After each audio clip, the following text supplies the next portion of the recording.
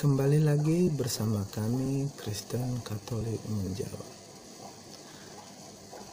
Apakah kamu Katolik? Jawablah dengan mantap, ya, saya Katolik. Sebagai seorang beriman, kita tentu pernah ditanya bermacam-macam hal.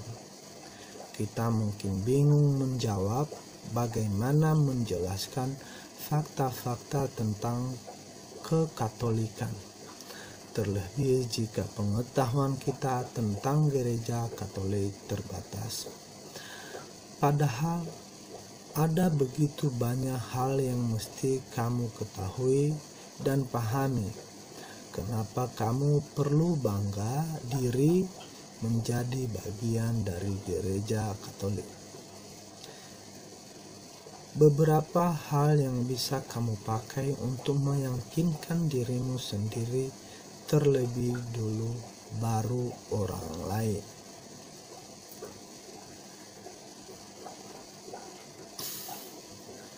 Saya bangga tetap Katolik.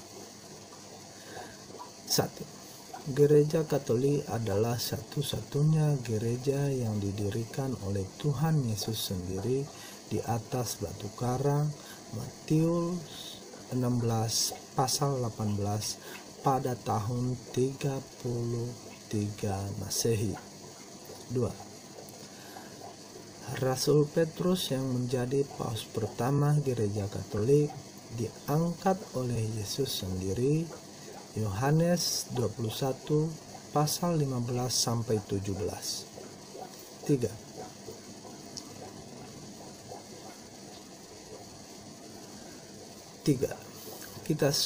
Kitab suci Alkitab adalah hasil konon dari gereja Katolik melalui magisterium gereja dan tradisi suci yang tidak dapat salah.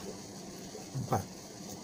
Gereja Katolik memiliki 7 sakramen yang berdaya guna dan sah melalui ajaran Kristus. 5. Gereja Katolik memiliki ajaran hukum gereja kanonik yang jelas sehingga umat bisa mengetahui mana hal yang boleh dilakukan atau tidak, semisalnya aborsi, euthanasia, perkawinan jenis yang banyak gereja malah menghalalkannya. 6. Misi gereja Katolik kita dapat makan tubuh Kristus asli 100%, bukan menjadi simbol, tetapi benar tubuh Kristus melalui konsekrasi.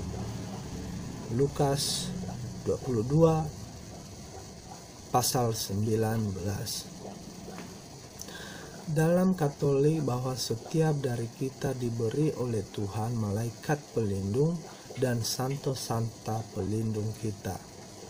Kita bisa meminta tolong kepada malaikat dan santo santa pelindung itu untuk melindungi kita senantiasa. Keluaran 23 pasal 28. Gereja Katolik adalah gereja yang satu, tidak pernah terpecah. 1 Korintus pasal 10. Seperti doa Yesus agar semua dihimpun menjadi satu kawanan dalam satu gembala. Yohanes 10 pasal 16. 9. Gereja Katolik memiliki sebagian macam doa, sangat kaya akan doa, baik doa devosi maupun dalam liturgi. 10.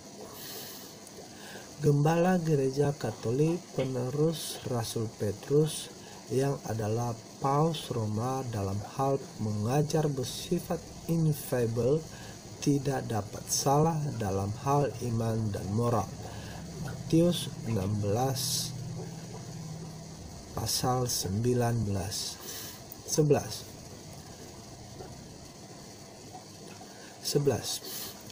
Kitab suci mengatakan bahwa kita harus berpegang pada dasar ajaran lisan maupun tertulis.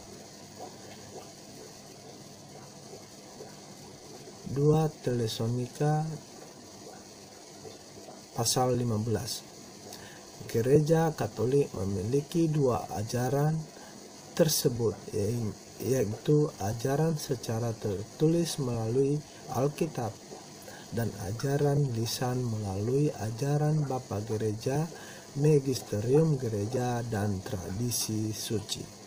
12. Gereja Katolik adalah satu-satunya gereja yang dijanjikan oleh Tuhan sendiri akan bertahan hingga akhir zaman dan alam maut tidak akan menguasainya. Sebagai bukti bahwa gereja masih kokoh berdiri sejak 2000 tahun yang lalu, walaupun sering mengalami badai dan guncangan, namun tetap kokoh berdiri di atas batu karang.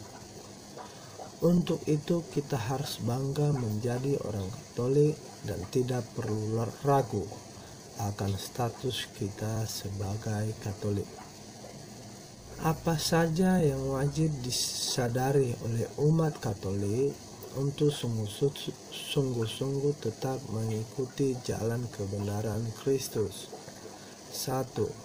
Setiap orang yang mau menjadi Katolik harus menerima sakramen pemandian atau baptis. 2. Lalu akan berlanjut menerima sakramen penguatan atau krisma, karena diri kita menyadari bahwa iman itu bertumbuh menjadi dewasa. Kedua sakramen ini merupakan sakramen yang hanya diterima satu kali dalam hidup.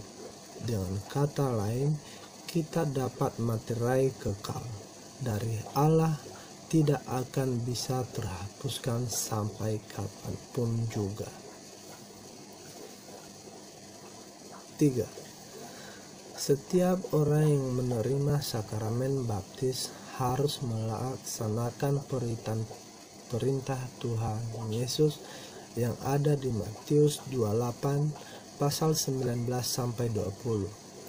Karena itulah pergi, jadikanlah semua bangsa muridku dan baptislah mereka dalam nama Bapa dan Anak dan Roh Kudus.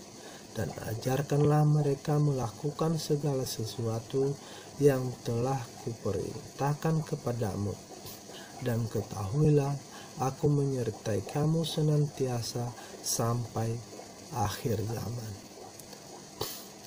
Itu beberapa hal yang harus membuat kita bangga menjadi Katolik.